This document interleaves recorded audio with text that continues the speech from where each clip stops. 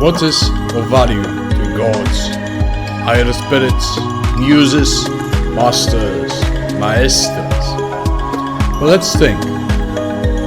Based on the axiom that these forces are intellective, that they convey notions, that they are impassionate, and that they are objective, what would they recognize?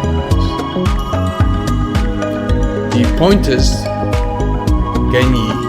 genius in males and females, genius in arts, genius in science, genius in life, genius in performative arts, something distinct, genius in combat, genius in humaneness, something that is distinct and superior.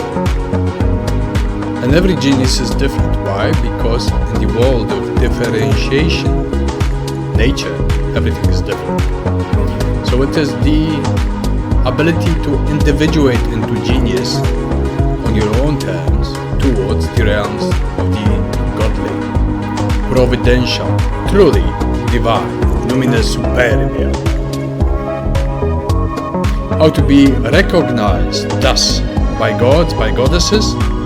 It is by contributing something ingenious, whether ideas, whether life, whether science, whether technology, whether something great, something that perhaps doesn't impress, but pitches you towards the God.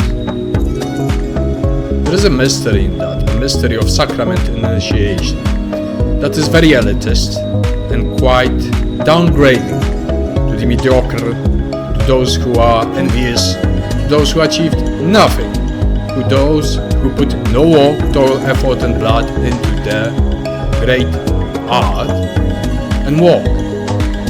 Why is it so?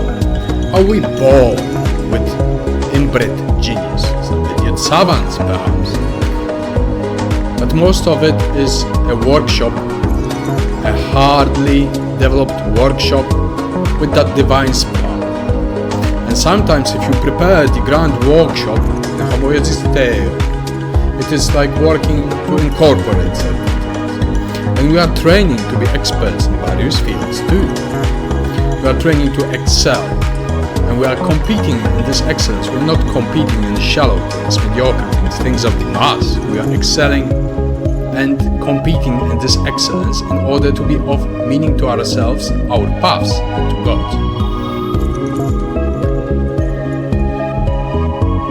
So if this is recognized, and if you feel the kinship, intelligible kinship with the gods, and unveiled, sometimes empirical, feeling of crowns, wreaths of laurels delivered by the muses upon your temples, then it means that you triggered some effect. It means that your toil was recognized, perhaps not among mortals, the greater publicity, but amongst gods and muses, and perhaps hells themselves, and the virtuoso of perversity sought. So any genius is worthy, any workshop, any strife is worthy. And as you prepare this vehicle, this workshop, any brute can maybe be made into a great red hole. How? By committing his work, toil, effort and blood and sweat towards becoming something that is akin to his nature, what he's good at. Whether it's his philosophy, science, art, whether it's his life, humaneness, performance.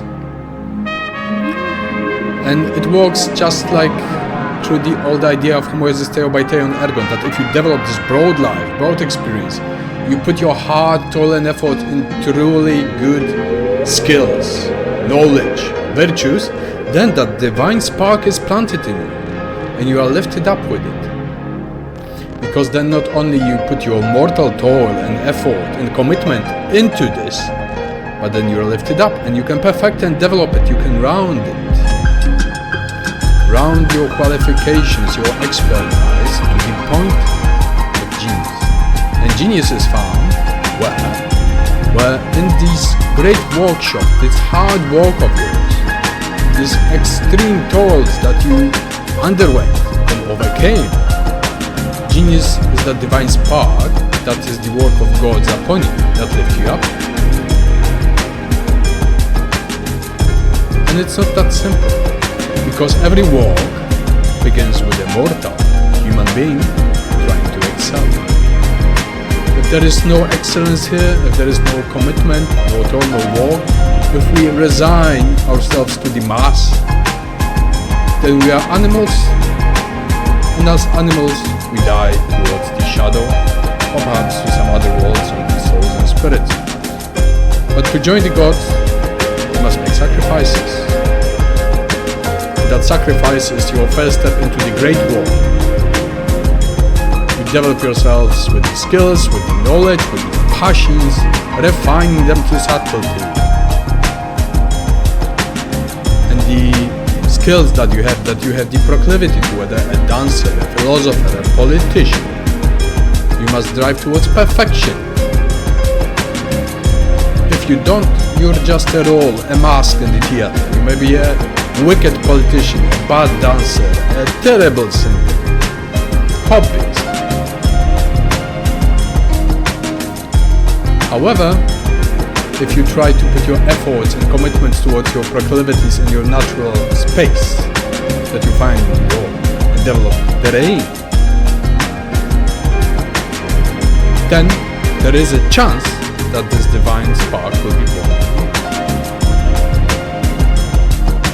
With best wishes to hard-working people that never listen to naysayers or the envious mob. Thank you.